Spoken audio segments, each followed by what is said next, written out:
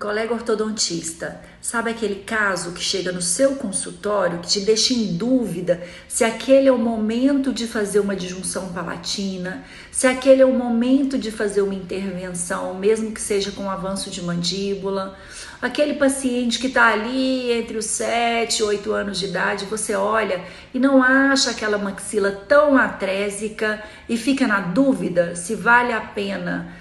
fazer uma disjunção ou uma expansão lenta, que tipo de aparelho usar? Pois eu vou te dizer que a odontologia do sono, nesse momento, pode ser crucial e um fator de decisão na sua terapêutica dentro da ortopedia dos maxilares ou da ortodontia.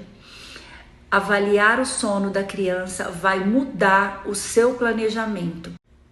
Clique aqui em Saiba Mais e conheça como a mentoria Odonto e Sono Kids vai mudar a sua conduta aí no seu consultório e melhorar os seus atendimentos, te dar muito mais segurança nos atendimentos dentro da odontopediatria, ortopedia funcional dos maxilares e ortodontia, baseado no sono dessa criança e nas condutas terapêuticas que você vai precisar mudar dentro do seu consultório.